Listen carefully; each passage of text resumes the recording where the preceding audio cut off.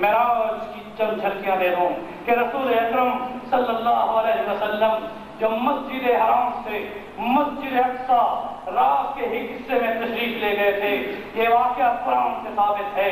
اس طرح سے مسجد اقصی سے آسمانوں پر اور عرش معلی تک جو سفر فرمایا ہے، یہ بھی واقعہ قرآن سے ثابت ہے۔ اور جاننی سقف بیتیانہ مکہ، چھت پھٹی، فنزل جبریل علیہ السلام، جبریل علیہ السلام نازل ہوئے، رسول اکرم صلی اللہ علیہ وسلم کو لے کر مسجد حرام میں لے گئے۔ وہاں آپ کے سینے کو افرج صدری، آپ نے فرمایا میرے سینے کو چاک کیا گیا، ثم غسلہ بماء زمزم، پھر اس کو زمزم کے پانی کے ساتھ دھویا گیا، ثم جاء بطشت من ذهب ممتلئ ایمان و حکمہ، پھر سونے کے دشت میں جو ایمان اور حکمت لے کر آئے تھے وہ سینے میں بھر دیا گیا۔ یہ تحمل تھا تب جا کے تاکہ جب عرش پر جائیں تو رب سے بغیر جبریل کے واسطے سے گفتگو کر سکیں۔ میرے دوستوں اور بزرگوں، حضور کی سواری خوراک تھی۔ آپ صلی اللہ علیہ وسلم جس وقت مسجد حرام سے مسجد اقصی تشریف لائے، آپ کا وہاں استقبال کیا گیا، آپ نے وہاں تمام نبیوں کی امامت فرمائی، وہاں پر نبیوں کا اجتماع ہوا، نبیوں نے خطاب فرمائے، حضور نے بھی خطاب فرمایا، پھر سونے اور چاندی کی زینہ رکھے گئے تھے، سیڑھی لگائی گئی تھی جس کو معراج کہتے ہیں۔ اس میں علماء کہتے ہیں کہ براق بھی ساتھ ہوگی مگر دو سیڑھیاں بھی ساتھ تھیں، دونوں طرف فرشتوں کا استقبال تھا۔ رسول اکرم صلی اللہ علیہ وسلم زمین سے آسمان کی طرف جا رہے ہیں، آسمان اول پر حضرت آدم سے ملاقات ہوتی ہے، آسمان دوم پر حضرت عیسیٰ اور حضرت یحییٰ سے ملاقات ہوتی ہے، اور آسمان دوم پر حضرت یوسف سے ملاقات ہوتی ہے، پھر چوتھے آسمان پر حضرت ادریس سے ملاقات ہوتی ہے، پانچویں پر حضرت ہارون سے ملاقات ہوتی ہے، چھٹے پر حضرت موسیٰ سے ملاقات ہوتی ہے، اور ساتویں پر ابو الانبیاء حضرت ابراہیم خلیل اللہ سے ملاقات ہوتی ہے۔ میرے دوستوں اور بزرگوں، یہ ساری قدرت جس کی ہے کہ جس نے اپنے بندے کو مسجد حرام سے مسجد اقصی اور پھر مسجد اقصی سے آسمانوں پر بلایا۔ کس نے بلایا؟ اس قدرت ربی میں شک کرنا چاہیے۔ اگر کوئی شک کرے گا تو قرآن کی آیت سے انکار ہوگا یا نہیں؟ ہمارا اور آپ کا یہ عقیدہ ہونا چاہیے کہ معراج بیداری کی حالت میں ہوا ہے، معراج بیداری کی حالت میں ہوا ہے۔ اللہ نے وقت کی لگام کو تھام لیا اور اپنے پیارے رسول کو اس مقام پر پہنچایا جہاں سدرۃ المنتہا پر آپ پہنچے۔ وہ رنگوں کے ڈھانکا ہوا ایک درخت تھا جس میں روشنیاں تھیں، جس کے پاس جنت ہے، جہاں مقام علیین ہے۔ تم نے سمجھا سدرہ ایک بیر کا درخت ہے۔ حضور نے فرمایا اس بیر کا ایک پتا اگر زمین پر پھینک دیا جائے تو پوری زمین تھم جائے۔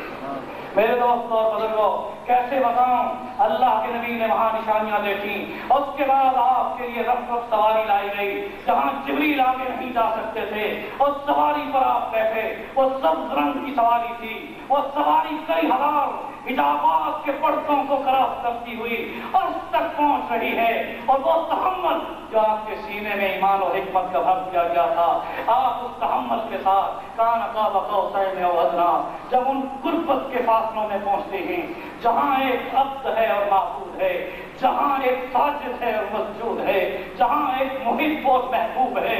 میرے دوستوں، اس مقام پر جب پہنچے کہ جس وقت حضور اللہ کے قریب ہو گئے، تم مدنا بدل اللہ اختیاری سجدہ کرتے ہوئے رب کی تسبیح بیان کرنے لگے۔ اللہ کو کیا پیش کیا؟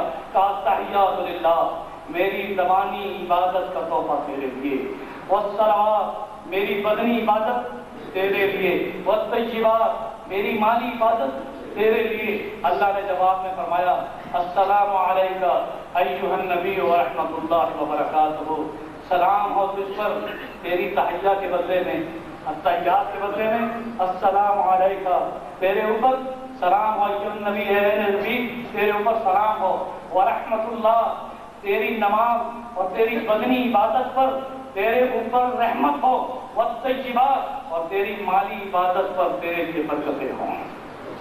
حضور وہاں بھی نہیں بھولے، حضور نے وہاں پر امت کو یاد کیا، السلام علینا وعلی عباد اللہ الصالحین۔ میرے دوستوں اور بزرگوں، وہاں نماز کا تحفہ دیا گیا اور وہ ایک عظیم تحفہ تھا۔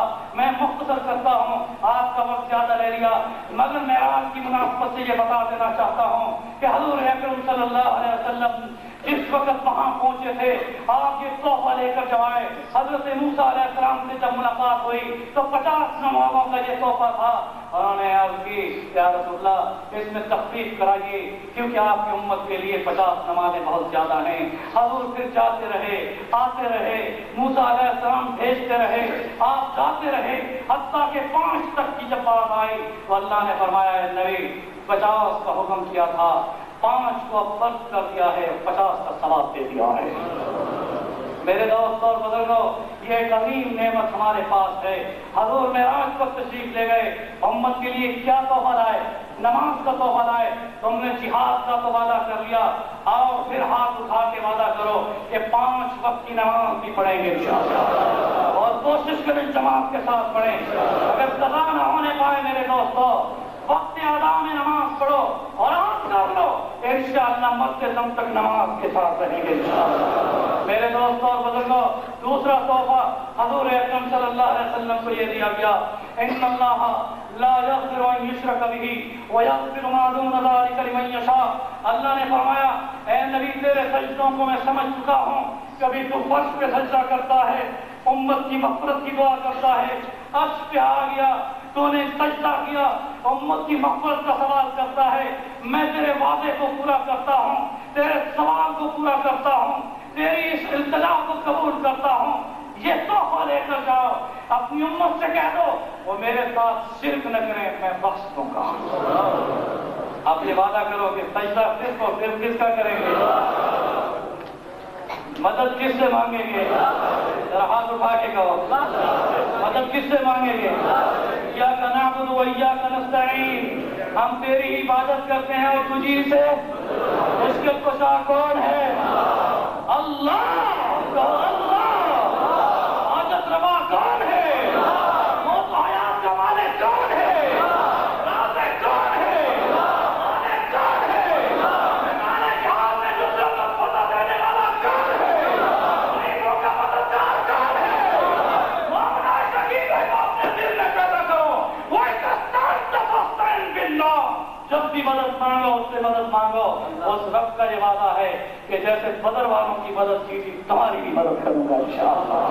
میرے دوستوں اور بزرگوں، اس کے بعد حضور اکرم صلی اللہ علیہ وسلم، معراج بہت لمبا قصہ ہے، میں مسجد شملان میں انشاءاللہ سنیچر کے دن عشاء کی نماز کے بعد اس واقعے کو پوری تفصیل سے بیان کروں گا، لیکن یہاں بتا دوں، حضور جب زمین پر واپس تشریف لائے، آپ نے آ کر یہ بتایا کہ رات کے قصے میں اس قدرت والی ذات اللہ نے سبحان الذی اسریٰ بعبدہ لیلا من المسجد الحرام الی المسجد الاقصیٰ، رات کے ایک حصے میں اس اللہ نے، اس سبحان ذات نے، وہ قدرت والی ذات، وہ پاک ذات جس نے اپنے بندے کو رات کے ایک حصے میں مسجد حرام سے مسجد اقصیٰ کی سیر کرائی، الذی بارکنا حولہ، جس کے آس پاس رحمتیں اور برکتیں ہیں، لنریہ من آیاتنا، جہاں پر اپنے بندے کو نشانیاں دکھائی گئیں۔ میرے دوستوں اور بزرگوں، حضور نے جب یہ واقعہ سنایا تو ابو جہل نے جب یہ سنا، اس نے کہا آج میں ابو بکر کو پھسلا دوں گا، کیونکہ ابو بکر وہاں موجود نہیں تھے۔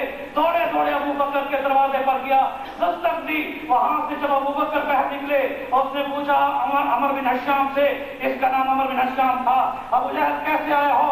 اس نے کہا ایک سوال کرنے آیا ہوں، بات پوچھنے آیا ہوں کہ کیا یہ عقل مانتی ہے ایک شخص رات کے حصے میں مسجد حرام مکہ سے اقصیٰ قدس میں جائے، واپس بھی آئے اور وقت میں کوئی تغیر بھی نہ ہو؟